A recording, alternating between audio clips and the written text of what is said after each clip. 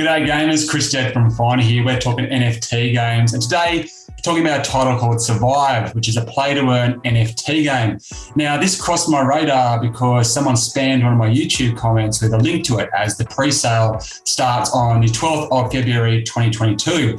I am recording this on the 11th of February 2022. I thought I'd provide some analysis of what these guys are trying to do with the Survive game before the pre-sale goes on sale, so you can perhaps make a better decision about whether or not to get behind this game and this developer, because I got to say I did come across quite a few red flags. So anyway, let's jump in and take a closer look. All right, now I thought the easiest way to take you through this game would just be to have a look through the website and what materials and assets are currently available ahead of the pre-sale, which starts tomorrow. Now, Survive, let's get a little look. I'll jump straight down to a bit of a look at the premise and what gamers can expect from this game as an idea. So we're looking at it's the year 2099. Of course, pandemic has come through, and only 5% of the population still remains. Not 95% are dead or they're zombies. So most of them have ended up in this kind of city called Meta City. That's where kind of most of the survivors are. But there's 9,999 people who are left outside of that in the no-go area. Now, that number obviously is very close to the typical 10,000 you might see with any standard NFT release. And so you can see kind of where that's going there.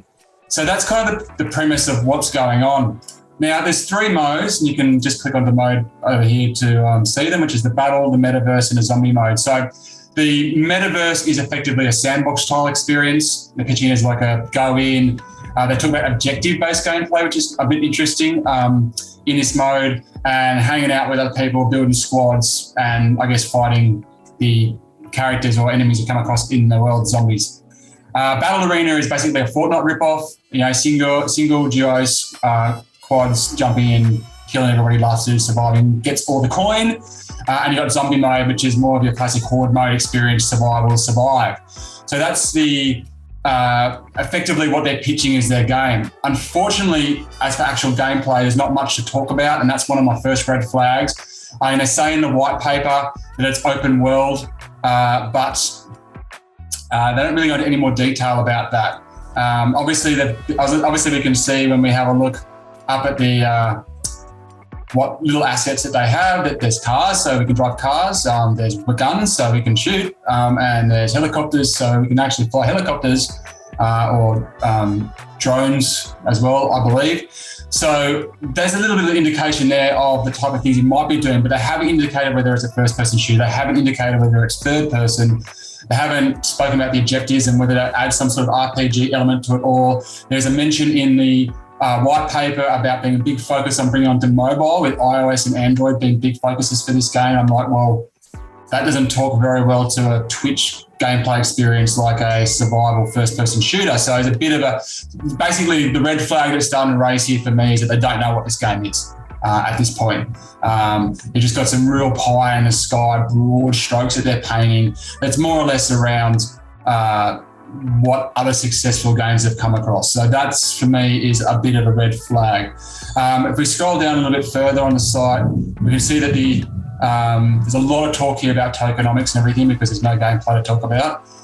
There's nothing here really that's beyond what we've seen anywhere else about someone pitching their game. You can obviously go across to the website, which is Survive Meta, because Survive is, as a video game name, is a terrible option, because you just punch Survive game into Google and you're coming up with so many different options in your NFT and non-NFT space. Its name does not stand out at all. So that's the first hurdle they're going to have to face, is Survive. It's just not a good enough brand. But if we have a look down here, we've got the only attempted look at the world. This is just concept art. So you've got your Meta City there, which is the technologically savvy listening paradise where the lucky survivors hang out. And then you've got the no man's land where the survivors, the 99,999 survivors are. Now, this is just concept art. You can get this done for $100 on Fiverr. Doesn't tell you anything about the game. So again, a red flag there. We're seeing no gameplay footage. We're seeing no gameplay screenshots. We're not even seeing a hint at the HUD. There's absolutely no game whatsoever here. So that is something you need to keep in mind. Now, it does say somewhere up here that it's backed by a mob called NFT Global, which they've highlighted. Here you go. They've highlighted as being a big deal. NFT Global does look like a promising NFT marketplace, but it has also not launched at this point properly. So you're someone who hasn't got anything, being backed by someone who still hasn't got anything. So that's also a bit of a concern.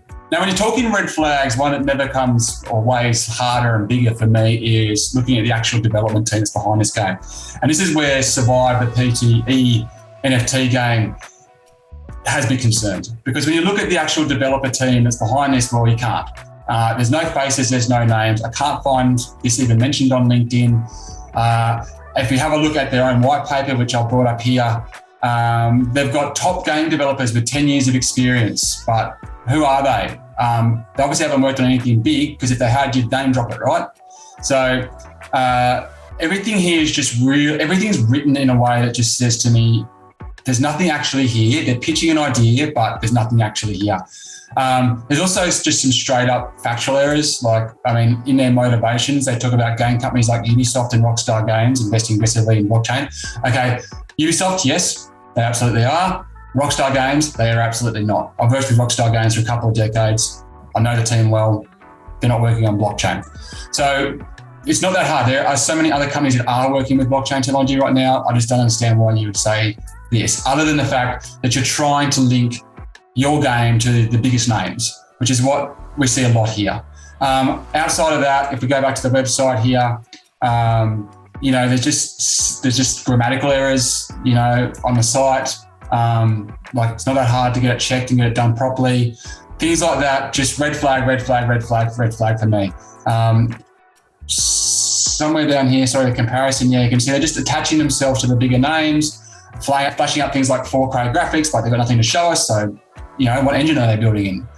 There's just a lot missing. And that's just big red flags for me. So, and as mentioned, it's a bit of a shocker of a name as well. Now, that said, there's obviously a bit of interest in this game. They've done some decent work getting a groundswell of interest. If we have a look across at the socials, you got 24,000 on Instagram, although the posts don't give you any further insight into what the hell they're trying to do. The Telegram, 38,000. The Twitter also has a really strong following, 69,000. Now, these things can be rigged, of course. You can buy followers, but that suggests that there's a reasonably decent following here, which is why I thought it was important to do this video, because this is a gamble, getting involved with this game. It's a long way from them having any sort of game here. That doesn't mean that they're not going to use the money that they may raise in the token reveal and sale to bring in the top developers they're talking about and to produce the gameplay visuals and the graphics that you want to do, and that they very may well get to a point in the future where they are delivering on what they say they're going to deliver. I realise that this video comes across as harsh, but I'm rooting for these guys. I do hope that they deliver on the revolutionary play-to-earn NFT game that they're trying to make. I can just tell you right now, from the outside looking in, that's pie in the sky at the moment, and it therefore becomes a bit of a risky venture. If you can get in at a price or a cost which is more or less nominal and isn't going to impact you in any way, by all means, throw them some support. This is the Kickstarter of the future, right? They're token sales. Not even the future, sorry, it's the Kickstarter right now. But definitely, I think we're going to have to see a lot more for me to get excited about it. Anyway, I'm Stead from Finder. Thanks for tuning in. Make sure you check out my other videos and keep your ear to the ground on the NFT gaming space, because there's a lot of exciting stuff happening every single day. No worries. See you later.